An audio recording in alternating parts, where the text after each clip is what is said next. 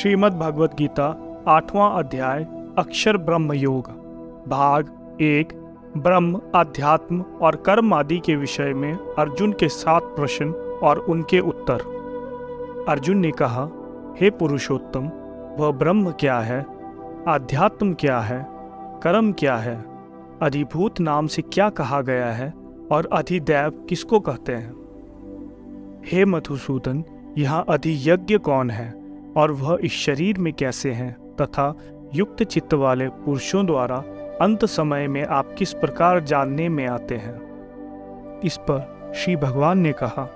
परम अक्षर ब्रह्म है, अपना स्वरूप अर्थात जीवात्म आध्यात्म नाम से कहा जाता है तथा भूतों के भाव को उत्पन्न करने वाला जो त्याग है वह कर्म नाम से कहा गया है। उत्पत्ति विनाश धर्म वाले सब पदार्थ अधिभूत हैं, हिरण्यमय पुरुष अधिदैव हैं और हे देहधारियों में श्रेष्ठ अर्जुन, इस शरीर में मैं वासुदेव ही अंतर्यामी रूप से अधियज्ञ हूँ।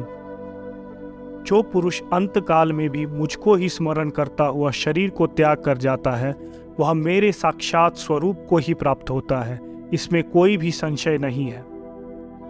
हे कुंती पुत्र अर्जुन, यह मनुष्य अंत काल में जिस जिस भी भाव को स्मरण करता हुआ शरीर का त्याग करता है उसको ही वह प्राप्त होता है, क्योंकि वह सदा ही उसी भाव से भावित रहा है। इसलिए हे अर्जुन, तुम सब समय में निरंतर मेरा स्मरण करो और युद्ध भी करो। इस प्रकार मुझ में अर्पण किए हुए मन बुद्धि से युक्त होकर तुम निसंदेह मुझको ही प्राप्त होगे। भाग 2 भगवान का परम धाम और भक्ति के 16 प्रकार। हे पार्थ, यह नियम है कि परमेश्वर के ध्यान के अभ्यास रूप योग से युक्त दूसरी ओर न जाने वाले चित्त से निरंतर चिंतन करता हुआ मनुष्य परम प्रकाश रूप दिव्य पुरुष को अर्थात परमेश्वर को ही प्राप्त होता है। जो पुरुष सर्वज्ञ, अनादि, सबके नियंता, सूक्ष्म से भी अति सूक्ष्म, सबके धारण पोषण करने वाले, अचिंत्य स्वरूप, सूर्य के सदृश, नित्य चेतन प्रकाश रूप और अविद्या से अति परे शुद्ध सच्चिदानंद घन परमेश्वर का स्मरण करता है, वह भक्ति युक्त पुरुष अंतकाल में भी योग बल से भ्रुकुटी के मध्य में प्राण को अच्छी प्रकार स्थापित करके फिर निश्चल मन से स्मरण करता हुआ उस दिव्य रूप परम पुरुष परमात्मा को ही प्राप्त होता है। वेद को जानने वाले विद्वान जिस सच्चिदानंद घन रूप परम पद को अविनाशी कहते हैं, आसक्ति रहित सन्यासी महात्मा जन जिसमें प्रवेश करते हैं और जिस परम पद को चाहने वाले ब्रह्मचारी लोग ब्रह्मचर्य का आचरण करते हैं, उस परम पद को मैं तुम्हारे लिए संक्षेप में कहूँगा।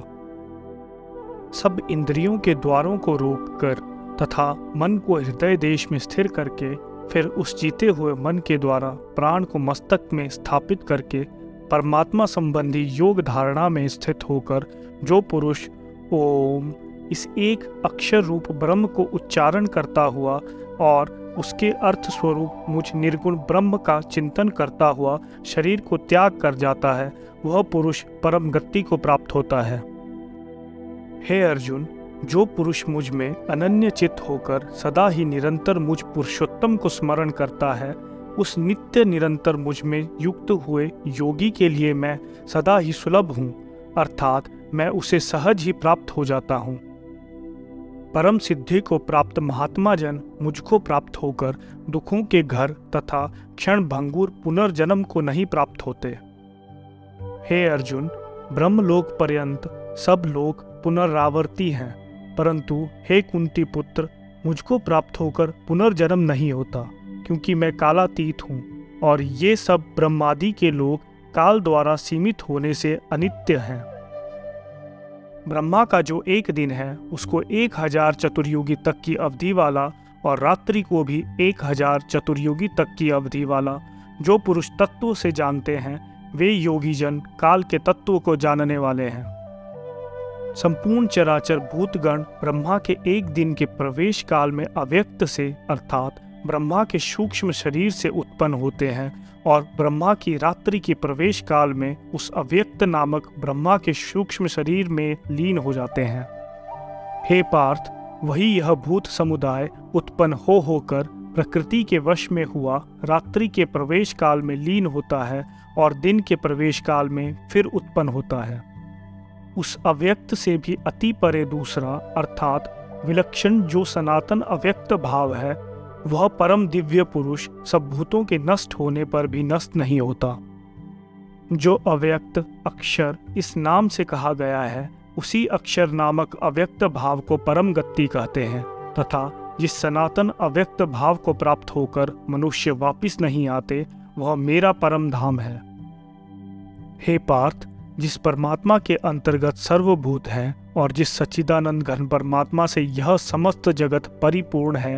वह सनातन अव्यक्त परम पुरुष तो अनन्य भक्ति से ही प्राप्त होने योग्य है। भाग 3 शुक्ल और कृष्ण मार्ग का वर्णन। हे अर्जुन, जिस काल में शरीर त्याग कर गए हुए योगी जन वापस न लौटने वाली गति को और जिस काल में गए हुए वापस लौटने वाली गति को ही प्राप्त होते हैं, उस काल को अर्थात दोनों मार्गों को मैं अब कहूँगा। जिस मार्ग में ज्योतिर्मय अग्नि अभिमानी देवता है, दिन का अभिमानी देवता है, शुक्ल पक्ष का अभिमानी देवता है और उत्तरायण के 6 महीनों का अभिमानी देवता है, उस मार्ग में मरकर गए हुए ब्रह्मवेता योगी जन उपर्युक्त देवताओं द्वारा क्रम से ले जाए जाकर ब्रह्म को प्राप्त होते हैं। जिस मार्ग में धूमाभिमानी देवता है, रात्रि अभिमानी देवता है तथा कृष्ण पक्ष का अभिमानी देवता है और दक्षिणायन के 6 महीनों का अभिमानी देवता है, उस मार्ग में मरकर गया हुआ सकाम कर्म करने वाला योगी उपर्युक्त देवताओं द्वारा क्रम से ले जाया हुआ चंद्रमा की ज्योति को प्राप्त होकर स्वर्ग में अपने शुभ कर्मों का फल भोग कर वापिस आता है।